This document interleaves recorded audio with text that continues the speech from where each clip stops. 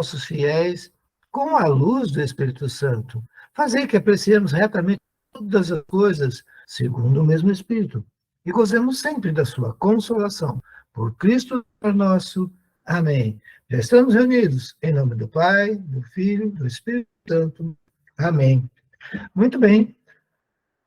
Hoje nós vamos dar início ao estudo do livro do Êxodo.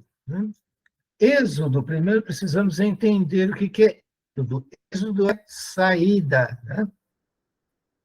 Nós vimos na história de José que o Jacó, Israel, vai para o Egito com toda a família, com todos os seus empregados, com todas as suas riquezas, e vai morar lá. E o que acaba acontecendo é que eles crescem no meio dos judeus, dos egípcios, né?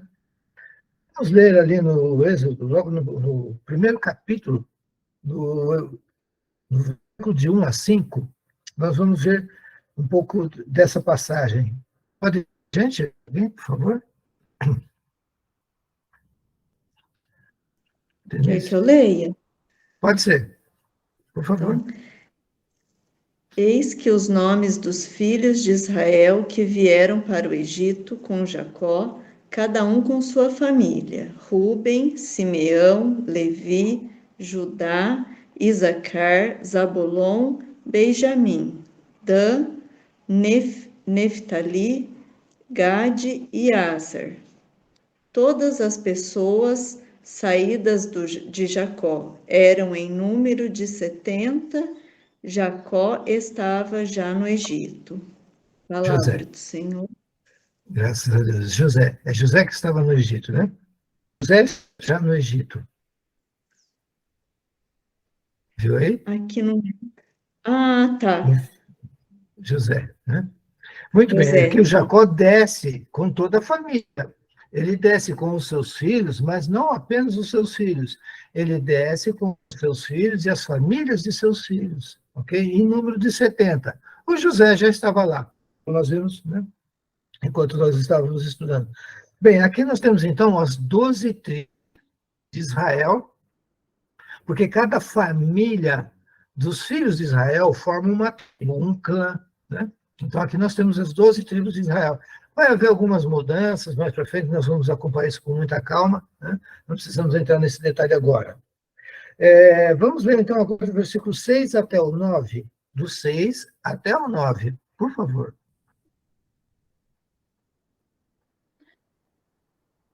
E morto José, assim como todos os seus irmãos e toda aquela geração. Os israelitas foram fecundados e multiplicaram-se, tornaram tão numerosos e tão fortes que a terra ficou repleta deles. Entretanto, subiu ao trono do Egito um novo rei que não tinha conhecido José. Ele disse ao seu povo: Vede, os israelitas tornaram-se numerosos e fortes para nós. Vamos, é preciso tomar precaução contra eles e impedir que se multiplique, para não acontecer que, sobrevindo uma guerra, se unam com os nossos inimigos e combatam contra nós e se retirem do país. Palavra do Senhor. Graças a Deus. Então, o que estamos vendo aqui é o seguinte: os egípcios eram um povo forte, um povo dominador, eles tinham dominado grandes e vastas regiões, né? E sempre que um império começa a crescer muito, começa a corrupção, começa os erros acontecerem. E os egípcios, que estavam na terra do Egito, né? Ou seja, não um exército, viviam em festas, muitas orgias, né? A mulher egípcia, ela não era fecunda, ela tinha no máximo 2 filhos, quando tinha. Já a mulher hebreia, não. Essa era uma mulher regular, ela acordava cedo, ela dormia cedo, ela trabalhava, ajudava o marido, ela tomava conta da casa, então ela não participava dessas festas. Logo, a saúde dela era melhor. Então, a mulher hebreia, ela era mais fecunda. Um lar hebreu tinha normalmente pai, mãe e 5 filhos. Esse era o mínimo. Era bastante comum uma família com 10, 12 filhos, como foi o caso de Jacó. Nós vimos, ele teve 12 filhos, né? Então, isso vai acontecendo. E nós vimos aqui que José morreu. E nós vimos também que o faraó, aquele que gostava muito do José, também morreu. Nós vamos ver que a família toda de Jacó, de Israel, permanece muito tempo no meio, entre os egípcios.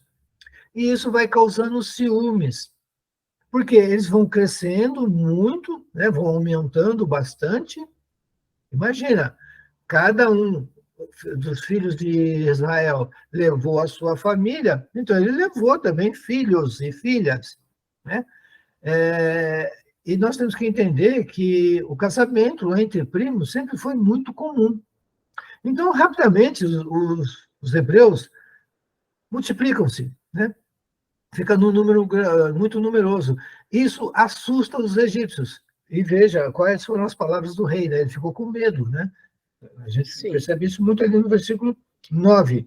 Ele disse ao seu povo: Vede, os israelitas tornaram-se numerosos e fortes demais para nós. Genoveva está entre nós, que beleza. Então, isso mostra, né? Isso mostra que os filhos de Deus não fazem grandes festas, orgias, essas coisas. Os filhos de Deus sempre foram mais regrados, né? Buscando mais o amor, a proteção da família. Essa sempre foi uma característica.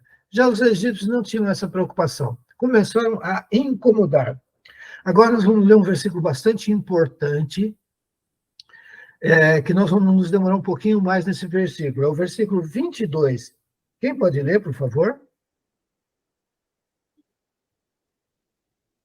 Vamos extrair grandes ensinamentos aqui do versículo 22. Então, o faraó deu esta ordem a todo o seu povo: todo menino que nascer, vós o atirareis ao Nilo. Deixarei, porém, viver todas as meninas. Palavra do Senhor. Graças a Deus. Bom, então aqui nós já tiramos o ensinamento. Veja que o faraó, ele não mandou matar todo o povo hebreu. Ele manda matar o quem? Os meninos que nascessem. Ele quer que deixe as meninas. Por quê? Ainda a maldade no coração, a má intenção, querendo fazer das meninas, das mulheres hebreias, escravas sexuais. É por isso que ele dá essa ordem. Mata os meninos, diminua os homens. Homens pegam em arma, homem defende a família, homem mata para defender a sua família, então não tem que ter homem. Note que isso está acontecendo entre nós hoje em dia. A mulher já é maioria no mundo todo. A média populacional é 51% mulher, 49% homem. Aí você pega homens, desse universo dos homens, 70%, no máximo, 70% de todos os homens são héteros. 30% não são héteros, são homossexuais, isso e aquilo. Então, veja que a população viril está reduzindo drasticamente. Isto faz parte de uma reengenharia social, e as pessoas não percebem. As mulheres não querem mais dar à luz, né? Os homens estão diminuindo, está nascendo mais mulher do que homem, e os homens estão afeminando, não são mais viris. É a mulher que vai trabalhar, é a mulher que vai estudar, é a mulher que sustenta a casa. É muito comum nós encontrarmos casas onde a mãe está sozinha cuidando de todos os filhos. O homem está irresponsável, o homem não é mais viril. Aliás, você olha para o jovem hoje em dia, muitos deles, você não consegue claramente distinguir se ele é homem ou se ele é mulher. Então, isso é o que vem acontecendo na nossa sociedade. Eu disse que esse versículo é muito importante. Marca aqui, ó, não saia dessa página da Bíblia. Não saia, nós vamos voltar para cá. Mas vamos lá para Jeremias, capítulo 31. versículo 15.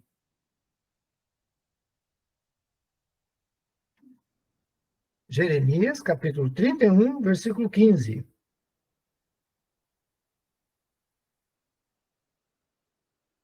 Se a gente pudesse alternar Denise e Maureen, para não ter que ficar perdendo tempo esperando quem que vai se oferecer, pode ser, por favor? Depois de uma, a outra já sabe que é a vez dela. Pode ser? Fiquem à vontade para começar. Pode Eu ler, ainda vou Denise. nesse, aí depois o próximo é a Mauri. Isso, isso. Eis o que diz o Senhor. Ouve-se em Ramá uma voz, lamentos e amargos soluços. É Raquel que chora os filhos, recusando ser consolada, porque já não existem. Palavra do Senhor. Glória ao Pai, ao Filho e Ah, ao é. Espírito Santo. Ah, Jeremias não é também? Salmo. É, Não é não é Salmo, não salmo, é é Salmo, isso, é. desculpe. É que tem um Palavra Salmo do que Senhor. também vai falar. Sim, Palavra do Senhor, fala graças a a mesma Deus. coisa. É. É. Então, veja bem, Jeremias está dizendo que Deus, né, comunica. Ouve-se em Ramá uma voz, lamentos e amargos soluços. É Raquel que chora os filhos, recusando ser consolados, porque já não existem, porque morreram. Os filhos de Raquel morreram. Mas peraí, Raquel. Vamos lá, então, para Gênesis, capítulo 35, versículos 18 e 19.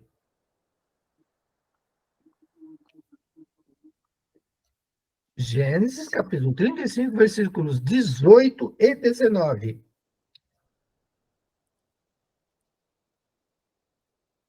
Encontraram? Sim. E estando prestes a render a alma, porque já agonizante, ela chamou o filho Benoni, seu pai. Porém, chamou Benjamim. Raquel expirou e foi sepultada no caminho de Éfrata, hoje Belém. Palavra do Senhor. Graças a Deus. Vamos retomar essas palavras. Ela estava para morrer, mas antes dela morrer, ela deu à luz a Benjamim. Nós estamos falando de quem? Nós estamos falando de Raquel. Benjamim é quem? Filhos de Israel. Voltemos para Jeremias. É Raquel que chora os filhos, recusando ser consolada, porque já não existem. Então, veja, Gênesis capítulo 35, José ainda não tinha assumido o poderio no Egito. A família dele não tinha descido ainda. E nós vemos que Raquel, né, ela morre um pouco antes do Benjamim nascer. E olha o lugar que está escrito, é isso que eu queria chamar a atenção de vocês. No caminho de Éfrata, hoje Belém. Quem que vai nascer em Belém? Jesus Cristo. Jesus Cristo vai nascer em Belém. Raquel, esposa de Israel, né? Os filhos de Israel veem a morte de sua mãe, e sua mãe é enterrada em Belém de Éfrata, que é a cidade onde Jesus vai nascer. Ramá é hoje a Palestina, é onde está a cidade que Jesus nasceu. Israel hoje está um pouco dividido. Muito bem. Agora, para fechar essa compreensão do porquê que eu chamei tanta questão para o versículo 22, né? Nós vamos, então, agora para Mateus, capítulo 2, versículos 16 e 17. Mateus, capítulo 2, versículos 16 e 17.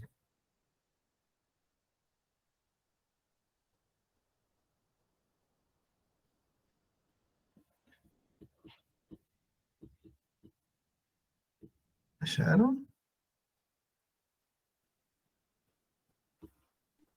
Pode ler? Pode? Vendo então É o 2, tá certo. Vendo então Herodes que tinha sido enganado pelos magos, ficou muito irritado e mandou massacrar em Belém e nos seus arredores todos os meninos de 2 anos para baixo, conforme o tempo exato que havia indagado dos magos. Cumpriu-se então o que foi dito pelo profeta Jeremias. Em Ramá se ouviu uma voz, choro e grandes lamentos. Raquel a chorar seus filhos, não quer ser consolada, porque já não existem. Palavra do Senhor. Graças a Graças a Deus. Deus. Fechou? Sim. Já a Raquel é a filha, é a esposa de Israel, né?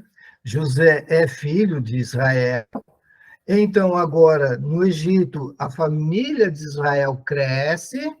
O faraó, com inveja, manda matar todos os meninos. Olha o caminho que nós fizemos, né? Fomos para Jeremias, voltamos para Gênesis, e agora concluímos com a completude, a plenitude desta profecia. Tudo isso estava profetizando a morte de quase 2.000 crianças, porque Herodes, lembram-se quem é Herodes? Herodes, eu tinha dito para vocês, ele é descendente de Esaú. Esaú. Ele não é um rei aceito, ele não foi aceito facilmente pelo povo. O povo não aceitava Herodes. E Herodes manda matar as crianças por quê? Porque ele já estava caçando Jesus. Ele queria matar Jesus. Como ele queria matar Jesus, ele não sabendo qual era a criança Jesus, ele manda matar todas as crianças. O faraó teme, ele teme. Alguma coisa pode acontecer no meio dos hebreus. Manda matar todos os meninos, deixa as meninas, porque os meninos precisam morrer. E as meninas se tornarem nossas escravas. E é isso que nós estamos presenciando. Nós vamos ver o nascimento de Moisés. Moisés é a pré-figuração de Jesus Cristo. Então, note que o faraó está mandando matar as crianças, mas no meio dessas crianças vai nascer um libertador. Sim. Olha que ele está querendo massacrar o povo hebreu. Ele está querendo massacrar. Ele fala, não, eles estão crescendo muito. Eles não podem crescer tanto assim, é perigoso para nós. Manda matar todos os meninos que nascerem. Deixa as meninas. Mas vai nascer. Então, nós vamos lá para o capítulo 2 agora, né? Vamos lá dos versículos 1 a 4.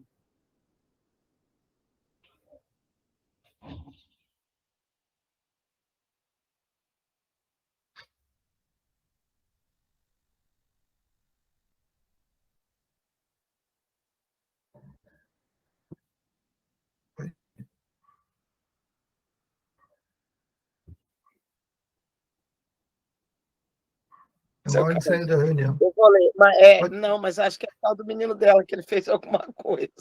Hã? Ele estava brincando com alguma coisa, o menininho dela.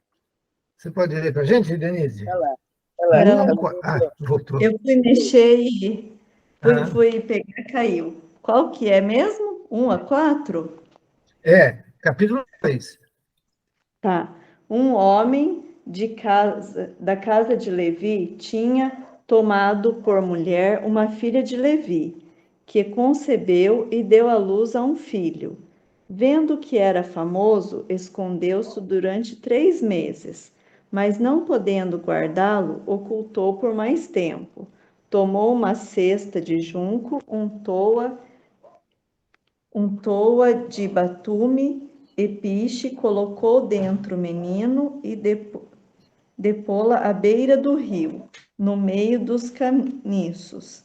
Armando o menino, ficou parada a alguma distância para ver o que havia de acontecer. Palavra do Senhor. Graças a Deus. Então, note, da tribo de Levi nasce uma criança. E o pai viu que ele era formoso. Nossa, esse menino é muito formoso. Vamos escondê-lo. E ele tenta esconder essa criança por 3 meses. Mas ele já não estava mais conseguindo esconder, né? essa criança. Vamos agora ao versículos 5 e 6, para compreender um pouquinho mais. Ora, a filha do faraó desceu ao rio para se banhar, enquanto suas criadas passeavam à beira do rio. Ela viu a cesta no meio dos juncos e mandou uma de suas criadas buscá-la. Abriu-a e viu dentro o menino que chorava e compadeceu-se. É um filho dos hebreus, disse ela. Palavra do Senhor. Graças a Graças Deus. a Deus. Eu sempre digo isso. Se Deus permite que o mal aconteça, ele vai extrair um bem maior. Note, o faraó dá uma ordem: mata todos os meninos. Nasce um menino. O pai, apavorado, sem saber o que fazer, ele quer que o filho sobreviva o melhor que puder. Ele protege um cesto, né? Esse cesto, hoje, nós chamamos de Moisés, né? Qual é a mãe que não conhece um Moisés, que não teve um Moisés para carregar o seu filho, um cesto, né? Então, veio daí esse nome, Moisés, tá? Do nosso cesto, né? Vem daí. Então, esse cesto de junco, ele foi colocado betume, que é uma espécie de petróleo, né?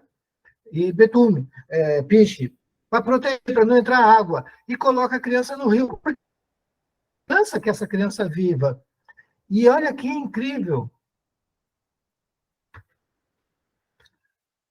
O que acontece? A filha do faraó é que encontra essa criança. Impressionante, né? Bom, vamos continuar? Versículos 7 a 10. Quem pode, por favor?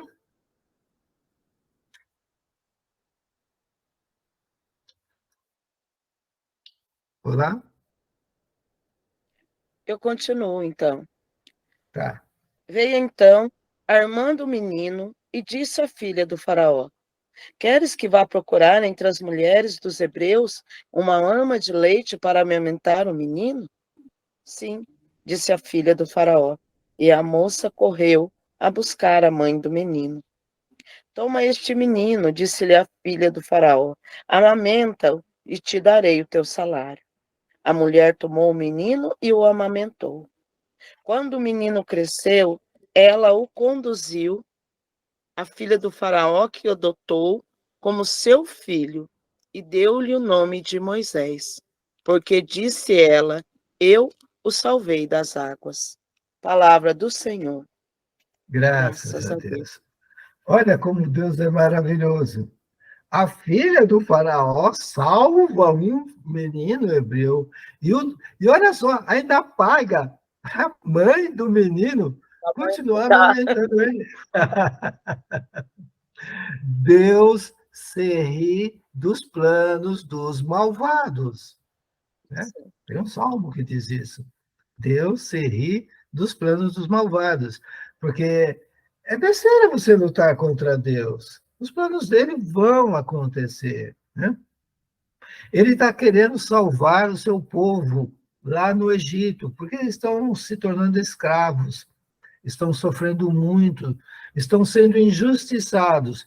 E o que Deus faz? Ele suscita o Salvador. Mas tudo isso é para nós uma prefiguração, para que a gente compreenda. O inimigo está nos aprisionando, o inimigo está nos escravizando.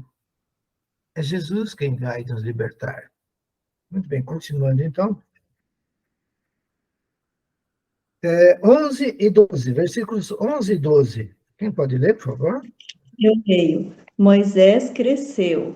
Um dia em que saíra por acaso para ir ter com seus irmãos, foi testemunha de seus duros trabalhos, e viu um egípcio ferindo um hebreu, dentre seus irmãos. Moisés, voltando-se para um e outro lado, e vendo que não havia ali ninguém, matou o egípcio e ocultou na areia. Palavra do Senhor. Graças a Deus. Então, vejam, o Moisés um dia sai para fora e ele vê, o que ele vê deixa ele abismado. revoltado, é a melhor palavra. Por que ele se revolta? Porque ele vê os seus hebreus sendo injustiçados, humilhados, maltratados pelos egípcios. Mas ele fez uma coisinha feia, né? Ele matou o egípcio e o em areia. Vamos continuar com essa história. Versículos 13 a 15. Saindo de novo no dia seguinte, viu 2 hebreus que estavam brigando e disse ao culpado: Por que feres o teu companheiro? Mas o homem respondeu-lhe: Quem te constitui o chefe e juiz sobre nós? Queres porventura matar-me como mataste o egípcio? Moisés teve medo e pensou: Certamente a coisa já é conhecida. O faraó, sabendo do ocorrido, procurou matar Moisés, mas este fugiu para longe do faraó. Retirou-se para a terra de Madiã e sentou-se junto de um poço. Palavra do Senhor. Graças a Graças a Deus. Então, Deus. veja que Moisés, agora, ele vê, ele descobre, ele constata que aquilo que ele fez não ficou encoberto. Nenhum erro fica encoberto, nenhum. Então, já era sabido que ele tinha matado o egípcio. O faraó, diferente do antecessor que amou José, agora esse novo faraó odeia Moisés. Ele quer exterminar Moisés a qualquer custo. Ele queria primeiro exterminar todo o povo hebreu que estava no Egito. Agora, mais do que nunca, ele quer acabar com Moisés. O Moisés acaba fugindo e vai parar num poço. Então, vamos agora para os versículos 16 e 17. Por favor. Ora, as 7 filhas do sacerdote de Madiã vieram tirar água do poço e encher as gamelas para dar de beber às ovelhas de seu pai. Sobrevindo então, alguns pastores as expulsavam. Moisés, porém, tomou sua defesa e deu de beber ao seu rebanho. É o 16, 17? 17, isso. Palavra do Senhor. Graças a Deus. Aqui o que eu quero chamar a atenção é 7 filhas do sacerdote de Madiã.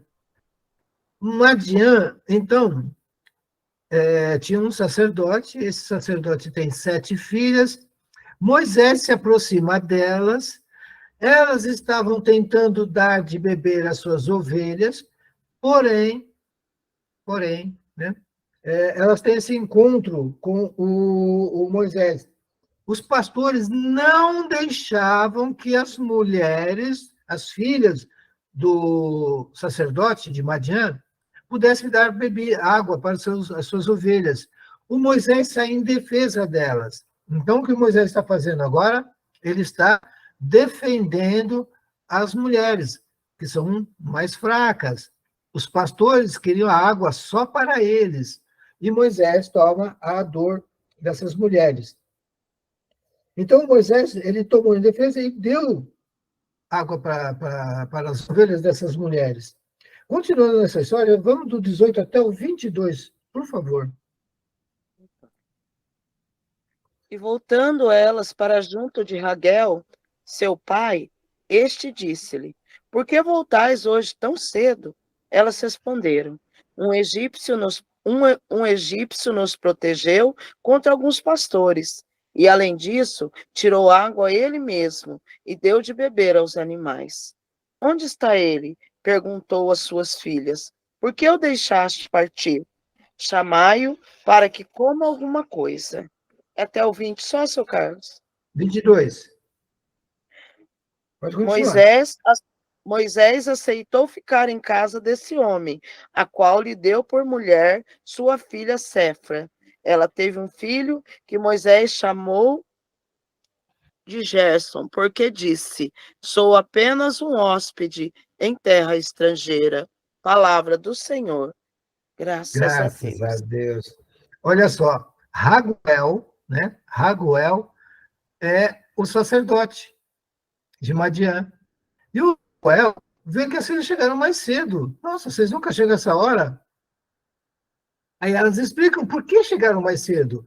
Porque alguém saiu em defesa delas. Alguém deixou que elas fornecessem água fresca, limpa, para as suas ovelhas. Porque assim, as ovelhas começam a beber, elas acabam sujando um pouco a água. Por isso que os pastores não deixavam elas dar água para as suas ovelhas, entenderam? O Moisés saiu em defesa delas. Ele briga com os pastores e água fresca, limpa, a primeira aguinha ali para as ovelhas, né?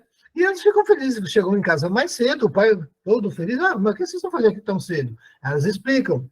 Ele quer conhecer esse egípcio.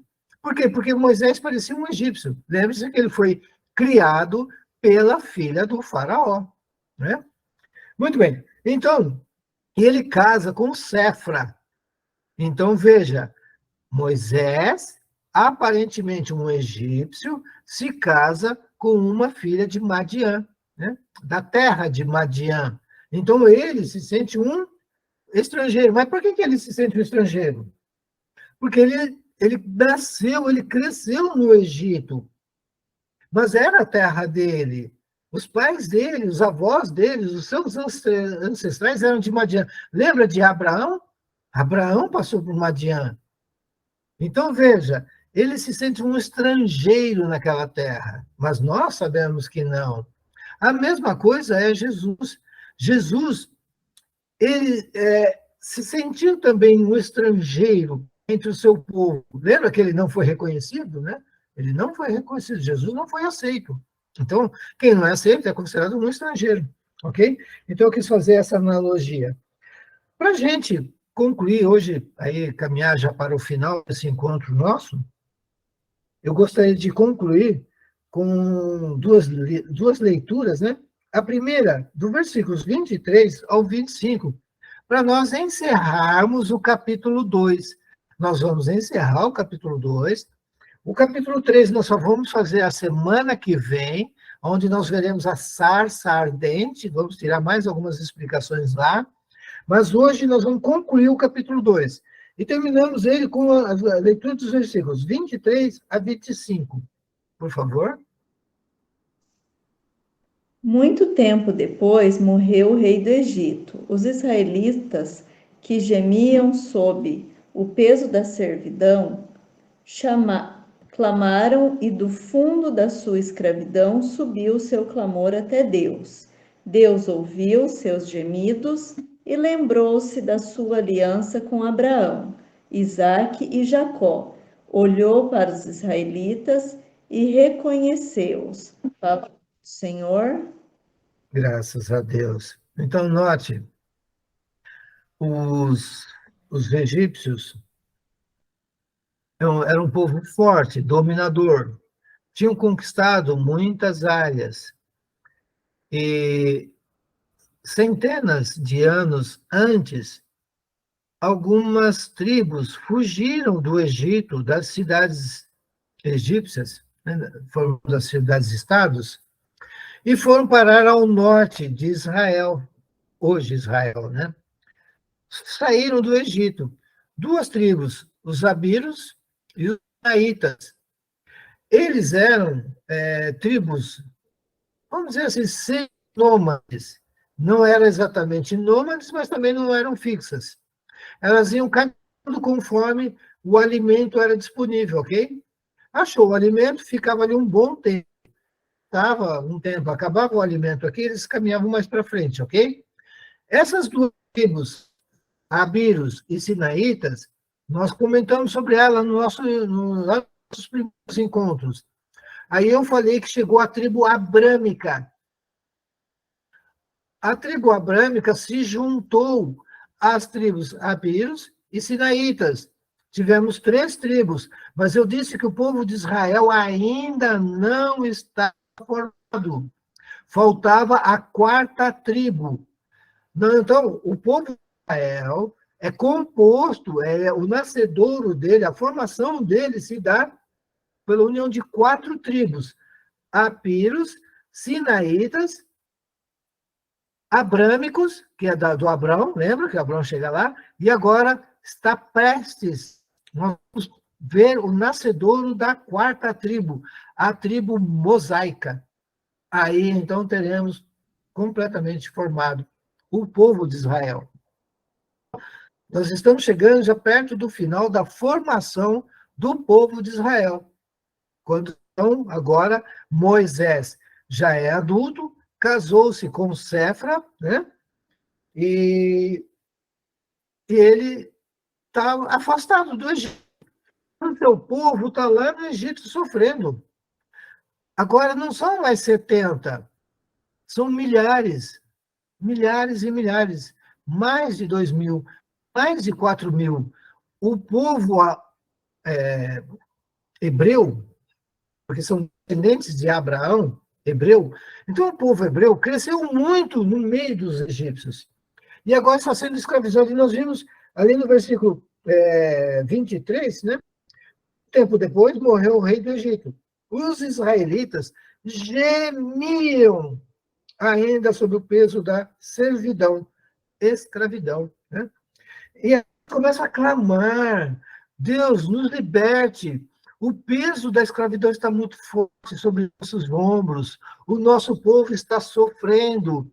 As mulheres são humilhadas, as mulheres são abusadas, os homens são humilhados, os homens estão escravizados. Então o povo começa a gemer, se contorcer, impor e clamar por Deus. E Deus ouve o clamor de seu povo. O versículo 25 diz assim: olhou para os israelitas e reconheceu-os.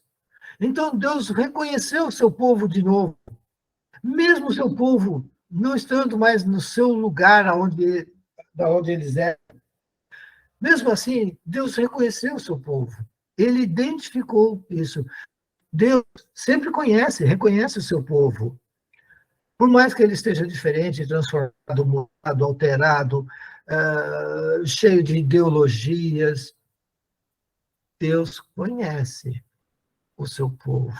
Ele sabe quem são aqueles que formam o seu povo. Deus sabe. Nós estamos acompanhando o nosso início da história da salvação, nós estamos vendo a formação do povo de Deus, do povo de Israel. E nós vamos ver lá na frente que o povo de Deus vai ser mudado. O povo de Deus vai ser constituído a partir agora dos cristãos. Mas isso nós vamos ver lá na frente. Então, eu queria terminar essa nossa leitura de hoje. Eu convido vocês para fazermos a leitura da carta aos Hebreus, versículo 11.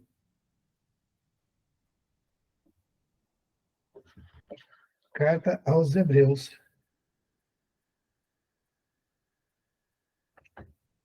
Capítulo 11.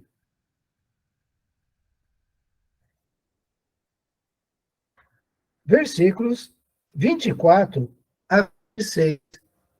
Essa carta aos Hebreus, ela é muito importante para nós. Porque tudo aquilo que eu venho dizendo para vocês está aqui. Quem pode ler, por favor? Carta aos Hebreus, capítulo 11, versículos 24 a 26.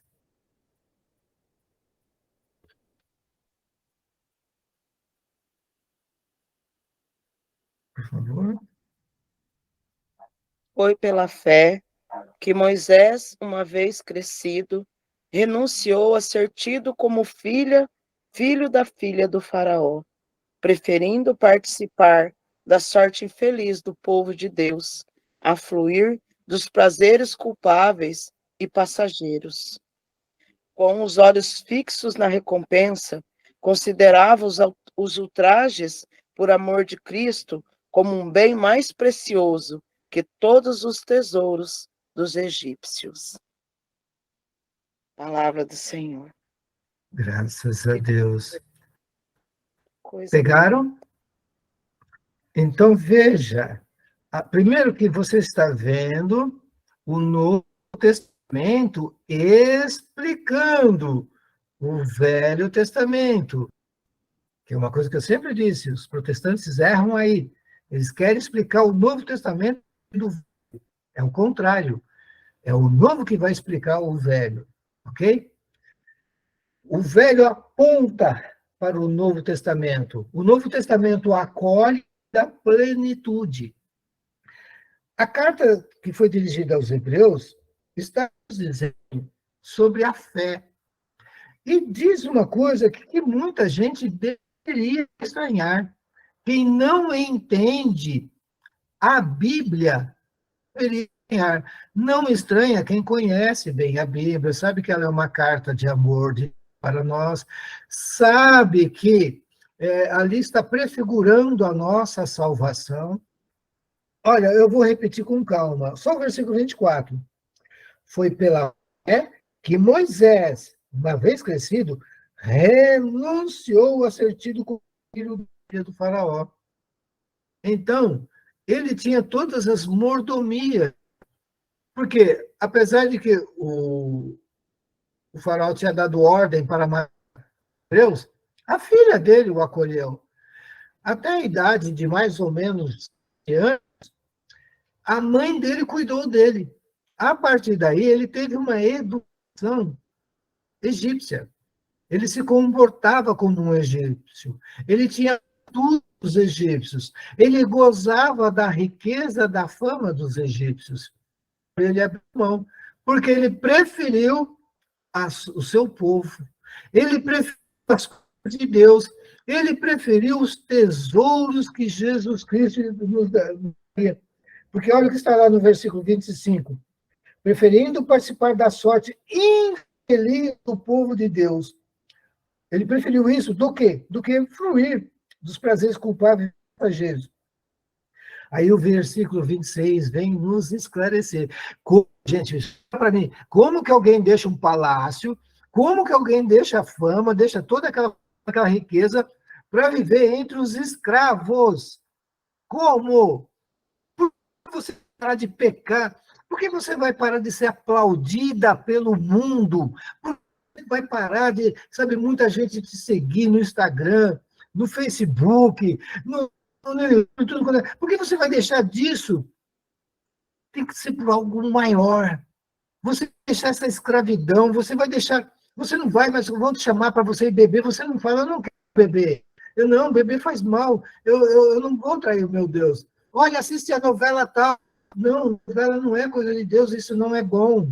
Olha, vamos beber, vamos dar piada, vamos falar palavrão. Não, eu não falo palavrão.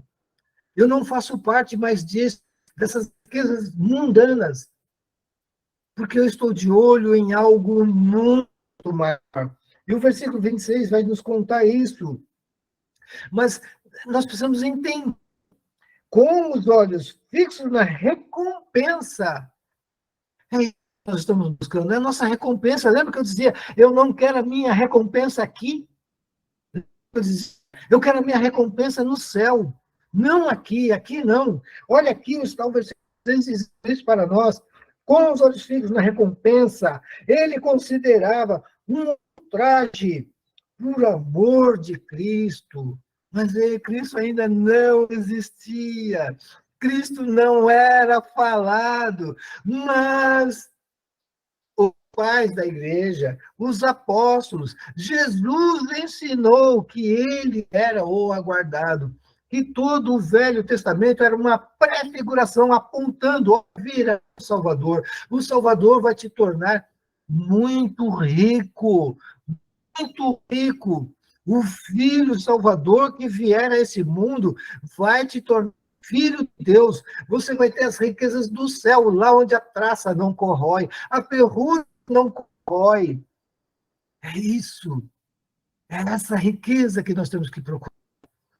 Não as riquezas do mundo. A traça come, a ferrugem acaba com ela, corrói. Buscai as riquezas do alto. É com essa leitura que eu quero encerrar esse nosso encontro de hoje, para que nós tenhamos vivo diante de nós que essas riquezas que o mundo nos oferece são passageiras, elas não fazem nada de bom, não temos como gozar disso, senão por um curto período. E a cobrança é muito cara.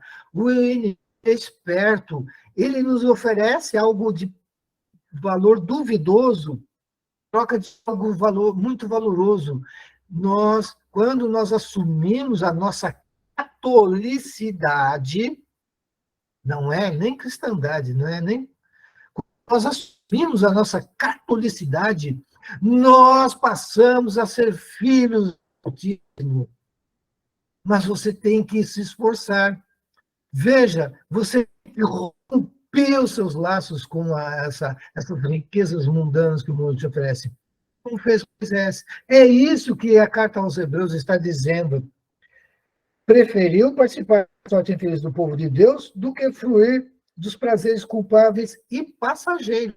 Veja, não é prefiguração daquilo que está acontecendo hoje. Então,